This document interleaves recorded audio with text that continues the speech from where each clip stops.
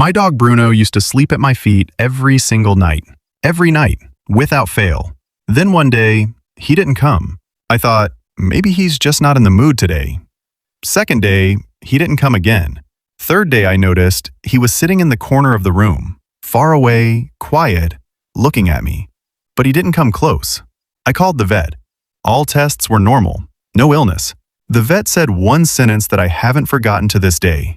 Bruno is fine, but maybe something is happening at home that is breaking him from the inside, and he can't tell you.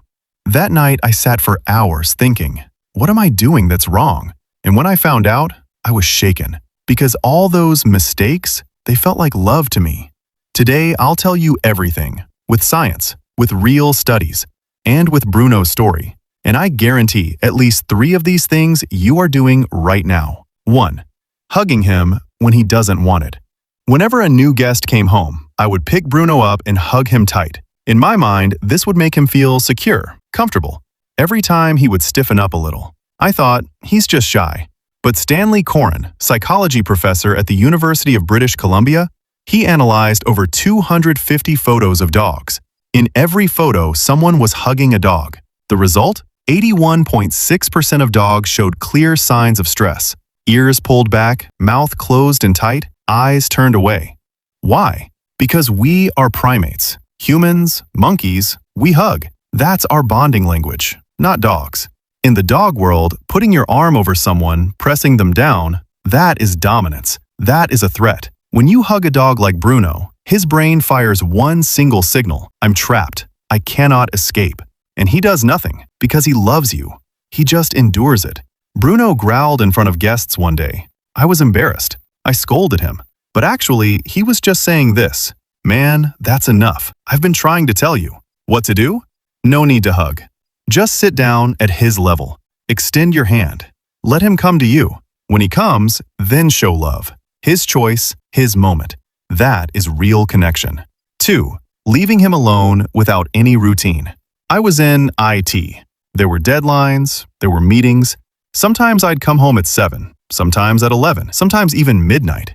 Bruno would always be standing at the door. I thought, how loyal he is. But a study published in a veterinary journal revealed when dogs are alone and don't know when their owner is coming back, the level of cortisol, the stress hormone, in their blood rises dramatically. And if this stress happens every day, if there's no pattern, it becomes chronic anxiety. The same thing we call anxiety disorder in humans. Bruno slowly started eating less, started spending more time under the sofa. I thought, he's grown up, he's maturing.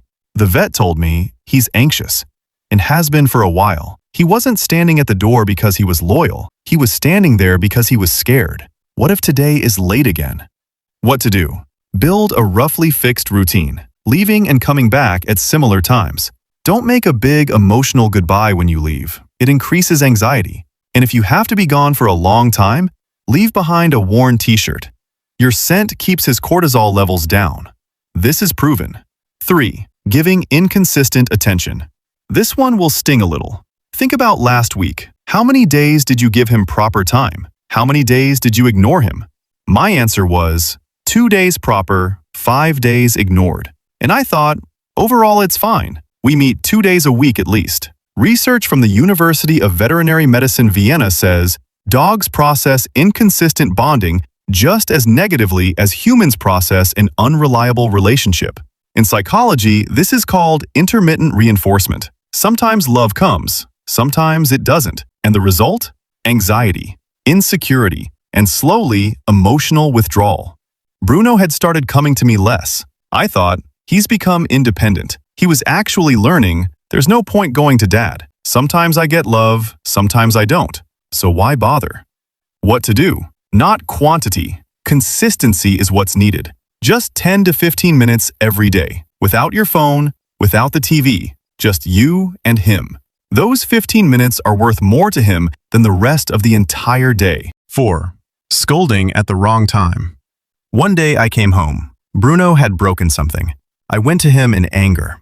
He immediately put his ears down, lowered his eyes, tucked his tail in. I thought, he knows he made a mistake.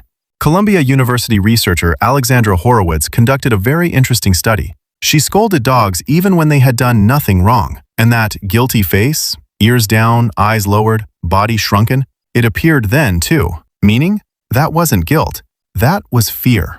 Dogs can only connect an incident and punishment within 90 seconds. After that, they only understand this. When they have this expression, something bad is about to happen. Bruno had started being scared of me, and I didn't even know it myself. What to do? When a mistake happens, immediately, in that very moment, calmly redirect. Scolding later is useless and only creates fear. Whatever you want them to do, reward that. This is the most proven training method in science. 5. Focusing on words, not on tone. Bruno, sit. I would say this, frustrated, tired, sometimes irritated, and he wouldn't sit. I thought, he's stubborn. Eötvös Loránd University in Budapest scanned dogs' brains with MRI in 2016. This study was published in the journal Science. They found 2 separate systems work simultaneously in a dog's brain.